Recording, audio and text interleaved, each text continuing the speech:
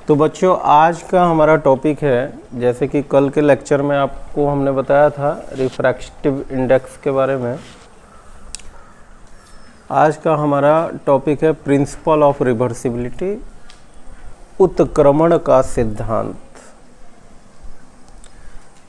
नियम क्या कह रहा है जरा देखिए। इंसिडेंट रे रिफ्रैक्शन के बाद वही रास्ते को अनुसरित करता है, यानी कि फॉलो करता है, यदि उसको रिवर्स कर दिया जाए, है ना। पहले आप इस डेफिनेशन को इंग्लिश वाले लिखिए और हिंदी वाले मैं बोल रहा हूँ लिखिए, फिर हम लोग समझेंगे आखिर इसका मतलब क्या है ना। तो हिंदी वाले लिखिए जरा। इस नियम अनुसार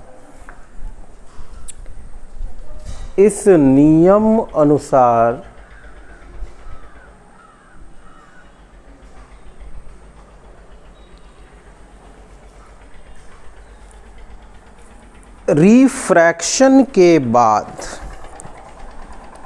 इस नियम अनुसार रिफ्रैक्शन के बाद आपतित किरण, रिफ्रैक्शन के बाद आपतित किरण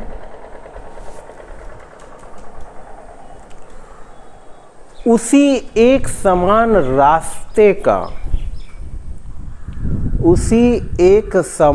रास्ते का अनुसरण करती है,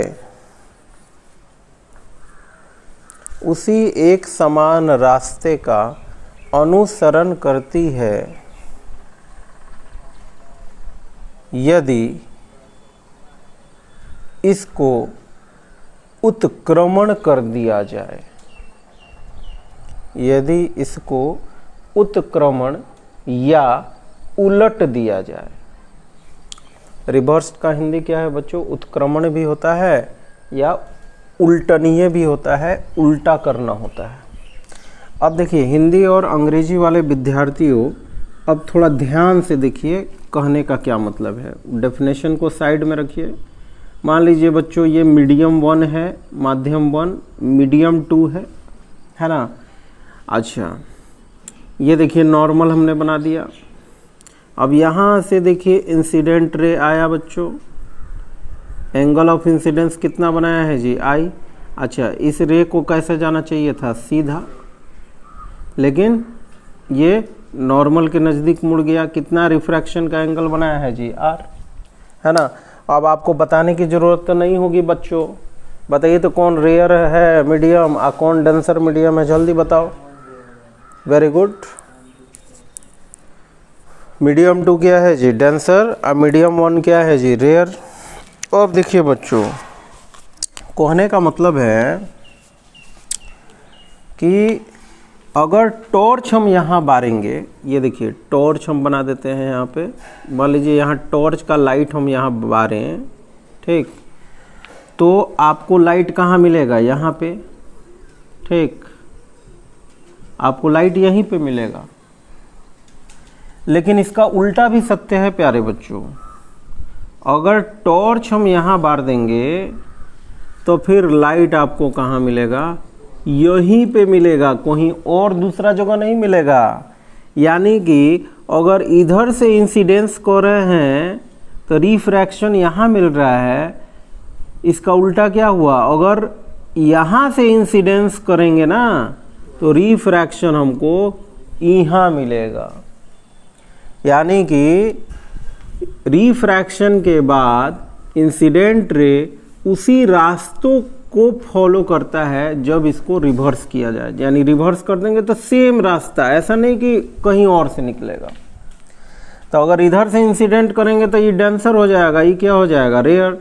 तो डेंसर से कहाँ जाएगा? रेयर। तो देखिए नॉर्मल से दूर भाग जाएगा। ही देखिए ओरिजिनल पाथ तब ये हो जाएगा, इसके लिए नॉर्मल से दूर भागा। अच्छा, और एक बात हम आपको बताएंगे बच्चों कि रिफ्रैक्टिव इंडेक्स जैसे यहाँ N1 है, जैसे यहाँ N2 है, रिफ्रैक्टिव इंडेक्स को बच्चों हम कौन से लेटर से डिनोट कर रहे थे? N1। लेकिन एक बात और समझ जाइए बच्चों, कुछ किताब में रिफ्रैक्टिव इंडेक्स को म्यू से भी डिनोट किया जाता है। तो इसको μ1 भी लिख सकते हैं, इसको N2 की जगह पे क्या लिख सकते हैं? μ2। कुछ किताब में क्या, अधिकतर किताब में रिफ्रैक्टिव इंडेक्स को किससे करता है बच्चों, म्यू से।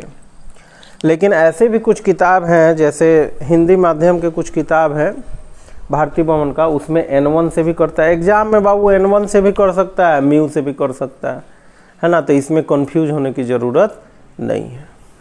तो ये आ गया बच्चों प्रिंसिपल ऑफ रिवर्सिबिलिटी, बड़ा ज़रूरी है बच्चों ये जानने के लिए। आगे जितना भी टॉपिक है उसी पे आधारित होगा। तो अब आगे बढ़ते हैं हम लोग। अब बच्चों इस पे रिवर्सिबिलिटी के नियम पे कभी कभी आपसे प्रश्न पूछा जाता है बच्चों। ये देखिए पूछा जाएगा प्रूव दैट, पीटी का मतलब प्रूव दैट, यानी कि सिद्ध करें कि N21 बराबर 1/N12। ये सिद्ध करने के लिए आपसे पूछा जाता है। N21 का मतलब बताइए, refractive index of medium 2 with respect to 1। अच्छा, N12 का मतलब बताइए, refractive index of 1 with respect to 2। तो यहाँ बच्चों मान लीजिए इसको सिद्ध कैसे करेंगे, तो देखिए ज़रा, मान लीजिए ये पहला माध्यम है जिसका रिफ्रैक्टिव इंडेक्स N1 है, ये दूसरा माध्यम है जिसका रिफ्रैक्टिव इंडेक्स N2 है। ये हमने बच्चों नॉर्मल लगा दिया।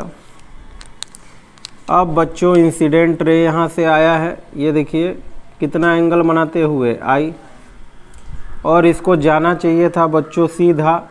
अच्छा, N2 ज़्यादा है बच्चों N1, तो आप समझ गए होंगे इसका भविष्य क्या होगा, ज़रा बताइए। ओरिजिनल पाथ से नीचे या ऊपर, नीचे, वेरी गुड। और ये जो नॉर्मल के साथ एंगल बना है इसको एंगल ऑफ रिफ्रैक्शन बोलेंगे। अब देखिए बच्चों, अब इसको सिद्ध कैसे करना है देखिए ज़रा। यहाँ हम स्नेल के नियम का उपयोग करेंगे। तो स्नेल का नियम कैसे उपयोग कीजिएगा ज़रा देखिए। N1 गुना साइन I बराबर N2 गुना साइन R। ठीक, अब ज़रा देखिए, साइन I भागा साइन R कितना होगा जी, जल्दी बोलो। N2 भागा N1। अच्छा, साइन I भागा साइन R बराबर कितना लिखेंगे जी, N21 लिख सकते हैं इसको। N2 भागा N1 को क्या लिखेंगे, N21। अच्छा, N1 भागा N2 रहता था N12। तो ये को मिल गया हमको इक्वेशन, इसको इक्वेशन नंबर A बोल दीजिए बच्चों। अब देखिए, अब हम कौन सा नियम यूज करेंगे बच्चों, reversibility, using reversibility principle. Hindi वाले का लिखेंगे, उत्क्रमण के सिद्धांत के द्वारा, उपयोग द्वारा। तो क्या है भाई उत्क्रमण का सिद्धांत, ऐसे एगो तीर बना दीजिए, उल्टा कर दीजिए। मतलब अब इंसिडेंट कौन हो गया बच्चों, रिवर्सिबिलिटी का नियम लाने के बाद इंसिडेंट कौन हो गया, किस माध्यम में हो रहा है, किस रिफ्रैक्शन इंडेक्स में हो रहा है, N2 में। भले ना इंसिडेंस किस में हो रहा है, N2 में, रिफ्रैक्शन किस में हो रहा है, N1 में। तब बताओ जरा कैसे लिखेंगे भाई। N2 यहाँ क्या लिखेंगे, साइन R बराबर N1 का लिखेंगे बच्चों, साइन I। अब जरा बताइए तो, साइन R भागा साइन I कितना हो जाएगा जी, देखो तो तनी जल्दी बताओ इसको। N1 भागा N2, N1 भागा N2 को कैसे लिखेंगे जी, हैं देखिए तो वीडियो में कट नहीं ना रहा है। चलिए ठीक है, तो ये कितना हो गया N12। इसको कौन सा इक्वेशन बोलेंगे जी, बी नंबर। अब देखिए बच्चों क्या करना है, ए इक्वेशन को आप बी वाला इक्वेशन को क्या कर दीजिए, आप गुना कर दीजिए। तो गुना करने के बाद देखिए तो बच्चों लेफ्ट को लेफ्ट से गुना करेंगे, राइट को राइट से गुना करेंगे। तो ए का देखिए लेफ्ट वाला क्या है, साइन आई भागा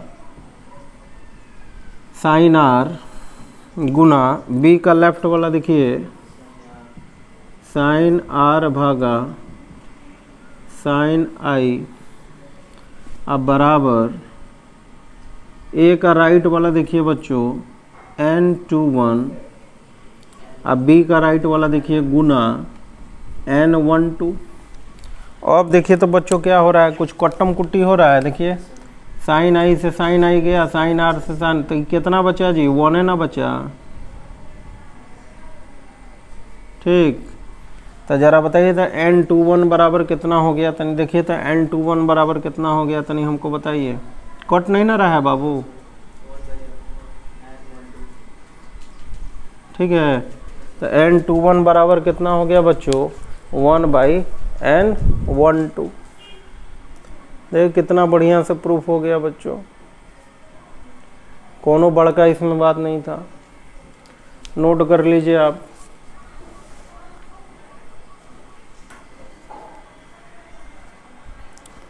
इसी को बोलते हैं बच्चों रिवर्सिबिलिटी के नियम का एप्लीकेशन, ठीक है। तो ये हमेशा याद रखिएगा बच्चों, ठीक। मैंने इसमें याद क्या रखना है, यहाँ पे जो है ना ये ठीक उल्टा हो जाएगा नीचे। जैसे मान लीजिए बच्चों n ग्लास वाटर है, हमको तनी एग्जाम्पल तनी बताइए आप लोग। जैसे मान लीजिए बच्चों n ग्लास वाटर है, तो इसको कैसे लिख सकते हैं, 1 के नीचे n वाटर ग्लास। मान लीजिए बच्चों ऐसे लिखा गया वाटर केरोसिन, तो इसको कैसे लिखिएगा, 1/n केरोसिन वाटर। और जरूरी नहीं है बाबू n से होगा, मान लीजिए म्यू ग्लास वाटर लिख दिए, तो आप ऐसे भी लिख सकते हैं, n को n के जगह पे म्यू रख दीजिए, वाटर ग्लास। तो ये हमेशा ध्यान रखिएगा बच्चों, है ना, ठीक उसका उल्टा। तो इस नियम का उपयोग होगा, ठीक है। अब अगला टॉपिक देखते हैं बच्चों, ठीक है। चलिए आप लोग नोट कर लिए हैं। अब देखिए बच्चों अगला प्रश्न आपसे कभी कभी परीक्षा में पूछा जाता है, प्रूव दैट, यानी कि सिद्ध करें। क्या पूछा जाता है जरा देखिए, n32 बराबर n31 भागा n21, ठीक। या कभी कभी बाबू ये पूछ देगा, प्रूव दैट n32 बराबर 1 भागा n13 गुना n21। तो इहो क्वेश्चन पूछ सकता है आपसे, इहो क्वेश्चन पूछ सकता है आपसे, ठीक है।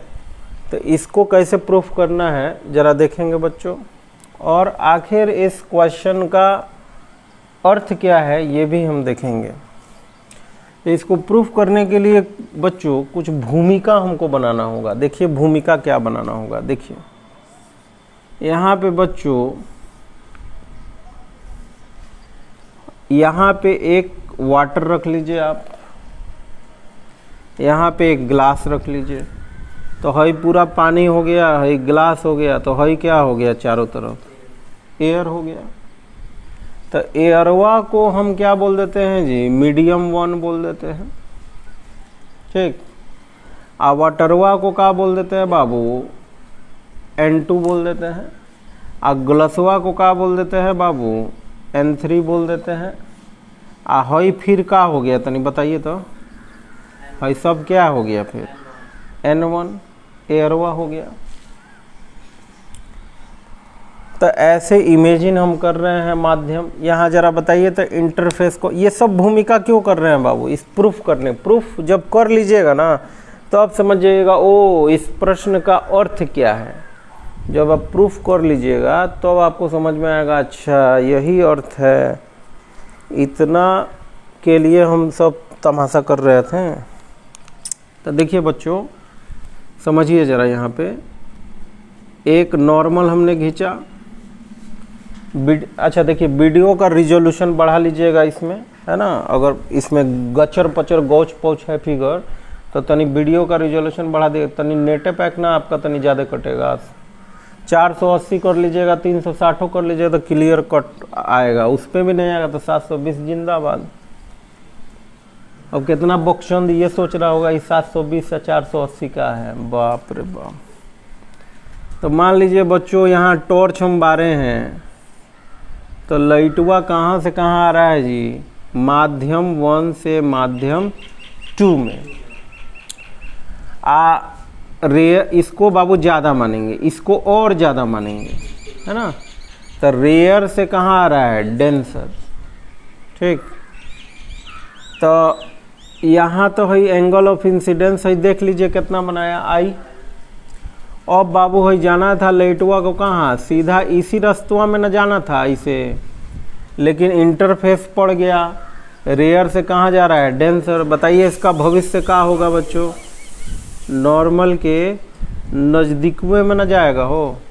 तो है मान लीजिए नॉर्मल से कितना रिफ्रैक्शन कोण बनाया है, देखिए दिख रहा है R1 बना दिया।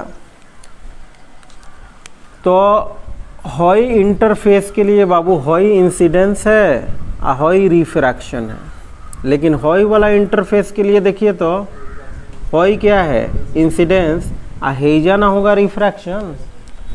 तो हॉई वाला किरण का, हॉई वाला रे का भविष्य क्या होगा, इसके लिए फिर आपको यहाँ क्या खींचना होगा बच्चों, नॉर्मल है। देखिए लाल कलर से खींच दिए नॉर्मल। अब तनी दिमाग लगाइए बाबू, हॉई सारा इंटरफेस जो हम रखे हैं कैसा रखे हैं, पैरेलल रखे हैं कि नॉन पैरेलल रखे हैं, जल्दी जवाब दीजिए। तो आपका जवाब क्या होगा बच्चों, पैरेलल रखे हैं सर, पैरेलल ना रखे हैं। तो पैरेलल रखे हैं बच्चों, तो आप पैरेलल में एगो नियम पढ़े होइएगा गणित में, हॉई लाइन आ हॉई लाइन समानांतर है, हॉई काट रही है, तो हॉई एंगल अगर R1 है तो हॉई एंगल कितना हो जाएगा हो, R1 नहीं हो जाएगा। ठीक, अब देखिए ये लाइटवा को बाबू कहाँ जाना चाहिए था हो, सीधा ना, ठीक है। लेकिन फिर N2 और N3 में N3 ज़्यादा माने हैं, N2 कम माने हैं, तो हॉई इंटरफेस के लिए फिर रेयर हो गया, हई क्या हो गया, डेंसर। तो फिर ये नॉर्मल के तरफ ही मुड़ा। ठीक, तो ही नॉर्मल के तरफ मुड़ा, तो मान लीजिए कि हेजा कितना एंगल बन रहा है, तो तीर लगा के बता दिए R2। ठीक, और फिर इसका भविष्य क्या होगा बाबू, फिर यहाँ पे क्या खींचना होगा, एगो नॉर्मल। तो फिर है समानांतर रेखा है, पैरेलल लाइन, तो हई R2 है तो हईयो क्या हो जाएगा, R2। अब देखिए हॉई वाला इंटरफेस के लिए देखिए ई क्या है जी, हवा है ना, हवा का तो सबसे कम होता है RI, रिफ्रैक्टिव इंडेक्स। तो हॉई डेंसर हो गया, हई क्या हो गया, रेयर। तो जरा बताइए ओरिजिनल पाथ से ऊपर जाएगा कि नीचे जाएगा, यानी नॉर्मल से दूर भागेगा, तो हई ऊपर जाएगा। अब सवाल है कितना ऊपर जाएगा, तो एगो चीज़ ध्यान में रख लीजिए बच्चों, कितना ऊपर जाएगा। तो एगो चीज़ ध्यान में रख लीजिए बच्चों, अगर इंटरफेस आपका पैरेलल है, समानांतर है, तो जितना एंगल पे घुसेगा उतना ही एंगल पे निकलेगा। फिर से ध्यान से हमारी बातें सुनिए और गांठ बांध लें इस बात का। अगर कहीं रिफ्रैक्शन की घटना हो रही है, मल्टीपल रिफ्लेक्शन के, है ना, कहीं एक से अधिक रिफ्रैक्शन हो रहा है, और यदि वहाँ इंटरफेस सारे एक दूसरे के पैरेलल यानी कि समानांतर हो बच्चों, तो जिस मीडियम से अगर लाइट जा रहा है, अगर उसी मीडियम में निकल रहा है, तो जिस एंगल पे घुसेगा उसी एंगल पे बच्चों निकलेगा। ये गांठ बांध लीजिएगा, हिंदी में कहीं नोट भी करना हो तो इसको कर लीजिएगा। तो यहाँ देखिए मल्टीपल रिफ्रैक्शन हो रहा है, एक बार रिफ्रैक्शन हुआ, 2 बार रिफ्रैक्शन हुआ, 3 बार। तो ऐसा स्थिति जब भी फिजिक्स में आए तो देख लीजिएगा कि इंटरफेस समानांतर है या नहीं। अगर समानांतर है तो जिस मीडियम में अगर 20 डिग्री पे घुसा है तो उस मीडियम में निकलबो करेगा 20 डिग्री पे। लेकिन अगर समानांतर नहीं है तो फिर 20 डिग्री पे घुसेगा तो 20 डिग्री पे नहीं निकलेगा, ये बात ध्यान रखिएगा। यानी तिरछा तिरछी हो इंटरफेस तो अब उतना एंगल पे नहीं निकलेगा। तो ये सब समानांतर है, मल्टीपल रिफ्लेक्शन हो रहा है तो आई पे घुसा था तो आई ए पे निकला था। देखिए फिर से हम एक बार रिपीट कर दे रहे हैं बच्चों, बड़का बड़का फिगर बना के है, देखिए लीजिए बड़का बड़का बना देते हैं, ठीक है। हाई मीडियम 1 है, हाई N2 है, ऐसा पढ़िए ना कि फिर बाद में पढ़ने की आवश्यकता ना हो, है ना। तो हाई देखिए आया ना है, दे अब और बड़ा बड़ा बना दिए। हाई आई एंगल पे घुसा, रेयर से कहाँ जा रहे हैं, डेंसर जाना चाहिए तो है करा सीधा, हो देखिए मुड़ गया नॉर्मल के नज़दीक, कितना एंगल R1 एंगल। तो फिर ये नॉर्मल बनाइएगा तो हई समानांतर है, हई अल्टरनेट एंगल सुने होंगे आप, तो हई R1 है तो हई कितना हो जाएगा बउआ R1, ठीक है। अब देखिए बच्चों हई सीधे जाना चाहिए था लेकिन हैकरा मुकाबले हई और डेंसर है तो ये नॉर्मल के तरफ और मुड़ जाएगा। तो हई देखिए नॉर्मल के साथ कितना बना दिया, मान लीजिए R2 बना दिया, तो फिर है या नॉर्मलवा नहीं खींचिएगा, तो नॉर्मलवा खींचिएगा तो फिर अल्टरनेट एंगल से कितना हो जाएगा R2। फिर देखिए जिस माध्यम में घुसा था उसी माध्यम में निकल रहा है, और डेंसर से रेयर जा रहा है तो नॉर्मलवा से दूर नहीं भाग जाएगा, तो आई एंगल में कौन बड़का तुर्रम खाने वाला चीज़ है जी, है। ये एक बार प्रैक्टिस जरूर करना है बच्चों, है ना। वीडियो का रिजोल्यूशन बढ़ा के देख लीजिएगा, इसमें बड़का वाला फिगर क्लियर तो नज़र आ रहा है ना। कुछ बकचंदा सब नहीं समझेगा तो बोलना दे तुम लोग, ठीक। स्क्रीनशॉट ले लीजिए, उसको बड़का कोर के देखिएगा कहाँ क्या है। अब देखिए रिवर्सिबिलिटी प्रिंसिपल अगर हम यूज करें बच्चों, तो टॉर्च अगर यहाँ बने हैं तो लाइट यहाँ मिलेगा। तो इसका उल्टा भी क्या सत्य है कि टॉर्च अगर यहाँ बार दें तो सेम रास्ता फॉलो करेगा, ही लाइट हैजा मिलेगा। यही तो है रिवर्सिबिलिटी। तो अब चलिए प्रूफ हम लोग करते हैं। कौन सा फिगर मिटा दें जी, भाई छोटका वाला मिटा देते हैं, ठीक है। नहीं समझ में आया तो व्हाट्सएप पे मैसेज कीजिएगा। कुछ बख्शंद है वो अभी ये सोच रहा है कि ऑनलाइन क्लास करेंगी नहीं, तो ऑफलाइन का इंतजार कर वो, तब तक पूरा ऑप्टिक से गुजर जाएगा 18-20 नंबर का। तो यहाँ देखिए बच्चों, अब जो है आप हॉई वाला इंटरफेस पे तो नहीं स्नेल का नियम लागू कीजिए, हॉई वाला इंटरफेस पे, ठीक है। चलिए एक नामों दे देते हैं, A number interface, B number interface, C number interface बताए थे। तो यहाँ लिख दीजिए एट इंटरफेस, चाहे ए पे अप्लाई कीजिए, कोनो दिक्कत नहीं है। ए पे, ए वाला इंटरफेस पे स्नेल का नियम क्या कह रहा है जी, N1 साइन आई बराबर N2 साइन आर थोड़े है, साइन R1 पहल का समीकरण। तो है करा तनी बना लीजिए बढ़िया से। तो नहीं देखिए तो साइन आई भागा साइन R1 बराबर कितना हो जाएगा हो, N2 भागा N1। आतनी बताइए N2 भागा N1 को क्या लिख सकते हैं बउआ, N21 नहीं लिखा जाएगा। तो हई एगो समीकरण हमको मिला, x समीकरण मान लीजिए मिल गया हमको। अब तनी जाइए इंटरफेस कोना पे, बी पे चले जाइए, इंटरफेस बी पे। तो बी पे बाबू जाइएगा तो N2 sign R1 N3, high माध्यम N3 है ना, और साइन R2, ठीक।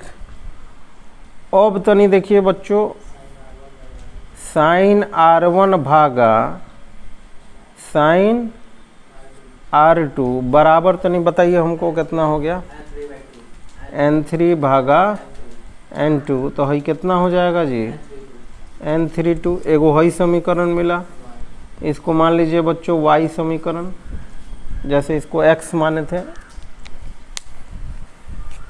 ठीक, काहे ऐसे कर रहे हैं, देखिए यही क्वेश्चन में 3 2 है तो है लिया लिए, 2 1 है तो लिया लिए, है ना। अब 3 1 है 1 3 तो यो लिया देंगे। तो बताओ तो कौन सा इंटरफेस पे जाएंगे, तो 1 मिल जाएगा 3 मिल जाएगा। हो ही और देखो 1 माध्यम है ना, N1 और 3 वाला माध्यम है। तो आप जाइए और कौन से इंटरफेस पे, इंटरफेस C, तो C पे स्नेल का नियम तो नहीं कीजिए, N3 साइन R2 बराबर N1 साइन I। तो अब तो नहीं बताइए तो जी, साइन R2 भागा साइन I बराबर N1 भागा N3। N1 भागा N3 को कैसे लिखेंगे जी, N13 ना लिखेंगे। अगर आप कौन सा समीकरण बोल देंगे वो Z, है ना। अब तो फिगर का काम नहीं है बच्चों, फिगर से हमें स्नेल्स का नियम निकालनी है, फिगरवा मिटा के ओकरा बगल में डेरिवेशन कर देते हैं। अब क्या कीजिए ना, तीनों समीकरण को आप गुना कर दीजिए बच्चों, ठीक है। तीनों समीकरण को देखिए गुना करने से क्या मिलता है, कुछ तो मिलबे करेगा बउआ। ये देखिए, x वाला समीकरण गुना y वाला समीकरण गुना z वाला समीकरण, तो लेफ्ट को लेफ्ट से करोगे ना बउआ, साइन I भागा साइन R1, ठीक। आई बगल में बोलो रे, y का इधर कितना है, साइन R1 भागा साइन R2। आई z वाला का इधर वाला देखिए, साइन R2 भागा साइन I, ठीक है। जो ये लेफ्ट वाला का काम खत्म हो गया, राइट वाला में जाइए, N21 गुना N32, हाई बोलो जी, N13।